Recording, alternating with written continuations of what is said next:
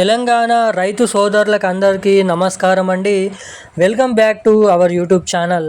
తెలంగాణ రాష్ట్రంలో రైతు భరోసాకు సంబంధించినటువంటి లేటెస్ట్ అప్డేట్స్ ఏముంది అనేది ఈ వీడియోలో మనమైతే తెలుసుకోవడానికైతే ప్రయత్నిద్దాము.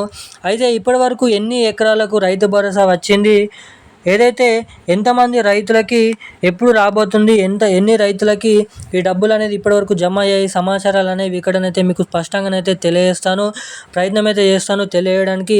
అదేవిధంగా తెలంగాణ రాష్ట్ర వ్యాప్తంగా ప్రభుత్వం ఇప్పటికీ 2 విడతల రైతు భరోసా ఇచ్చింది. ఇక 2 విడతలకు కనుక చూసుకున్నట్లయితే ఇక్కడ మనకి దాదాపు 500 కోట్ల రూపాయల చిల్లర నిధులు అనేది మనకి రూపాయలు 2 ఎకరాల పొలం పట్టా కలిగి రైతులకంటే ఒక సుమారుగా చూసుకుంటే ఒక గుంట నుండి ఒక ఎకరం వరకు ఒక రోజు ఇచ్చారన్నమాట.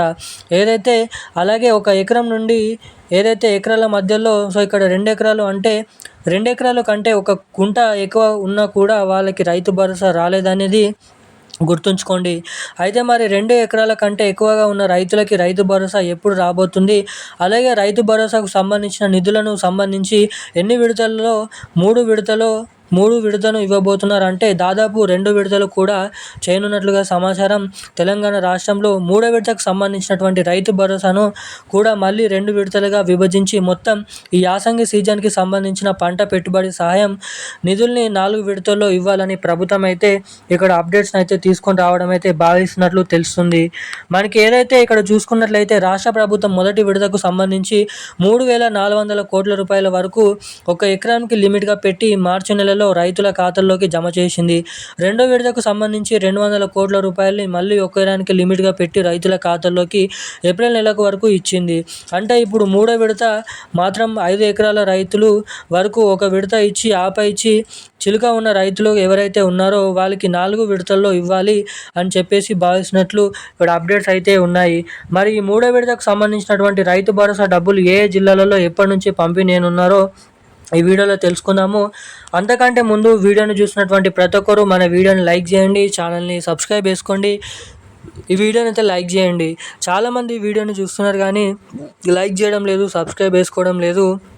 సో వీడియోని చూసేటువంటి ప్రతి ఒక్కరు కూడా ఈ వీడియోని అయితే తప్పకుండా లైక్ చేసి మన ఛానల్ని తప్పకుండా సబ్స్క్రైబ్ చేసుకొని వీలైనంత మందికి ఈ వీడియోని అయితే షేర్ చేయండి.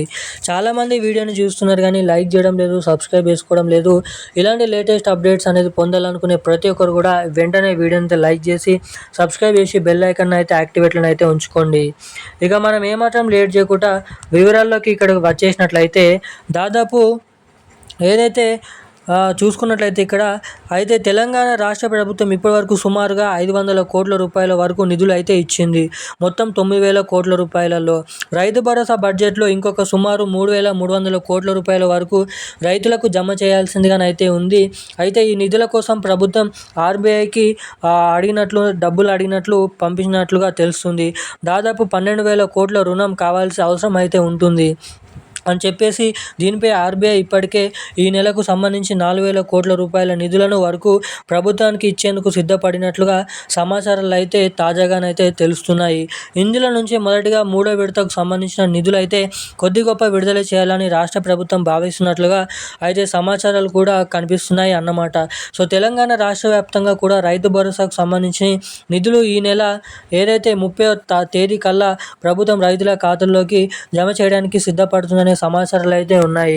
సో మనకి దాదాపు ఏదైతే ఈ మే నెల 30వ తారీఖు లేదంటే జూన్ నెల 15వ తారీఖు లోపల తెలంగాణ రాష్ట్ర వ్యాప్తంగా 3వ విడతకు సంబంధించినటువంటి 5 ఎకరాల నుంచి మొదలుకొని 10 ఎకరాల లోపు ఉన్నటువంటి రైతులకు పంట పెట్టుబడుల సాయం కింద 6,000 రూపాయల రైతు భరోసా డబ్బులను అయితే మన రైతుల ఖాతాలలో పంపిణీ చేస్తున్నట్లు ఇక్కడ సమాచారాలు అయితే కనిపిస్తున్నాయి.